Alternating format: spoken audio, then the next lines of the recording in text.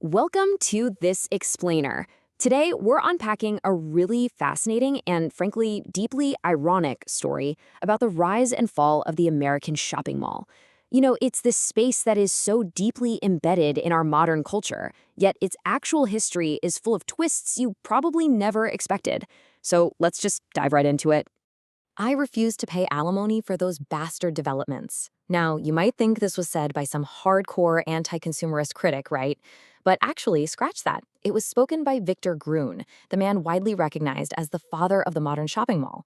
So why on earth did the architect who literally invented this iconic American institution end up so fiercely condemning his very own creation? Well, to understand this mystery, we have to go back to the very beginning. Section 1. The Roots of Retail. From Rome to the suburbs. Before we can really grasp Gruen's frustration, we need a quick look at how commerce has historically functioned as a community gathering space. Long before our modern era, retail was always shifting to meet the architecture of human society. It goes all the way back to the 1st century AD with complex Roman markets. Fast forward to the 19th century, and we see the rise of the department store, bringing everything under one roof in these dense cities. Then comes 1945. The post-World War II boom completely reshaped America, creating sprawling suburbs fueled by the GI Bill and new housing. And finally, in 1956, the first enclosed mall, the Southdale Center, was born to serve this brand new suburban landscape. You know what's truly wild here? It's the incredible parallel between ancient Rome and our modern geography. In ancient Rome, there was a thriving commercial district called suburba. Citizens could go there to buy literally anything, from foodstuffs and linens to the services of barbers, and even false teeth. Humans have fundamentally always wanted a centralized, convenient hub for all their needs. It's definitely no coincidence that our modern word suburbia echoes this ancient district, and that it became the birthplace of the ultimate all-in-one retail destination. Moving on to Section 2. Victor Gruen's Utopian vision, designing a modern public square. This brings us to our central character and the utopian intentions that actually sparked the creation of the mall in the first place. Fleeing Nazi-occupied Austria in 1938, architect Victor Gruen arrived in the US and eventually settled out in Los Angeles. And he was just completely shocked by the isolating, car-dominated sprawl of American suburbs. He really missed the pedestrian-friendly, bustling city squares of his native Vienna, places where you could grab a coffee, run into a friend, and handle your daily errands all in one spot. He basically wanted to cure the isolation of the American suburb.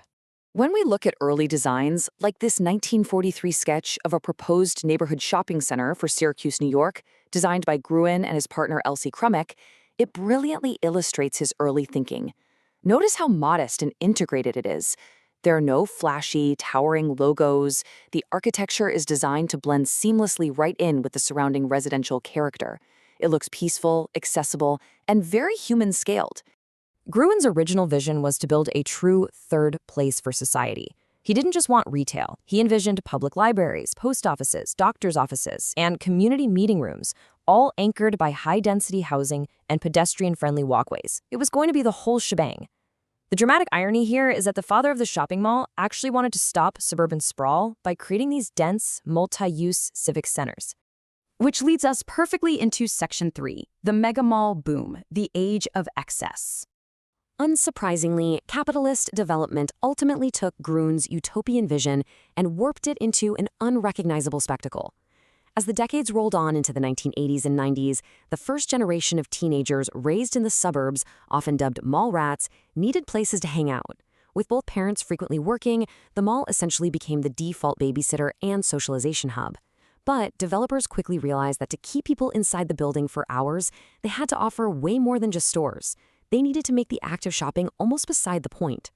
This era of massive hubris is perfectly captured when we compare the original proposed Destiny USA in Syracuse, an 800-acre retail complex that originally planned for thousands of hotel rooms and a replica of the Erie Canal, against the modern luxury wing of the American Dream Mall in New Jersey. Look at the bloated, massive scale of these developments. This hyper-capitalist arms race of square footage is exactly what made Victor Gruen turn his back on his own creation. I mean, just look at the absurd real-life amenities that developers started packing into places like the West Edmonton Mall and the Mall of America. Indoor ski slopes, 90,000 square foot saltwater aquariums, multi-acre theme parks, full-scale replicas of Christopher Columbus's ship, and yes, even indoor lakes with literal, functioning submarines. We went from Gruen's modest stream of local post offices and doctors to literal indoor oceans. It's wild. Okay, let's look at the fallout in Section 4, the retail reckoning, a system built to collapse. Eventually, this era of endless expansion crashed hard into reality. Just consider this absolutely staggering number, 35.6 square feet. To put that into perspective, that is the amount of retail space for every single individual American citizen. It's a massive oversupply that totally outpaced actual consumer demand, making the current retail apocalypse practically a mathematical inevitability. But here's the thing, the fallout of this oversupply isn't happening equally everywhere. As this 2021 data shows, high-tier Class A malls are still hanging in there, remaining somewhat resilient with a 4.8% vacancy rate. But those lower-tier Class C malls, they are collapsing, sitting at a 12.4% vacancy rate. Why? Because they relied entirely on massive department store anchors to draw crowds. So when those stores fell to e-commerce, the Class C malls were basically left with nothing to offer. So what does this all mean? Ultimately, while e-commerce and a global pandemic certainly accelerated the death of the mall, they didn't start the fire. The demise actually started the very moment developers abandoned Gruen's focus on the community in favor of endless retail sprawl. The malls that are dying today are the ones that only offered a place to buy things, a service the internet simply does better and faster now. Finally, Section 5, the shopping mall's future, a return to the beginning. So how is the industry trying to save itself today? Well, by completing a fascinating circular narrative. To survive the 21st century, modern retail developers are actually reverting right back to Victor Gruen's original blueprint.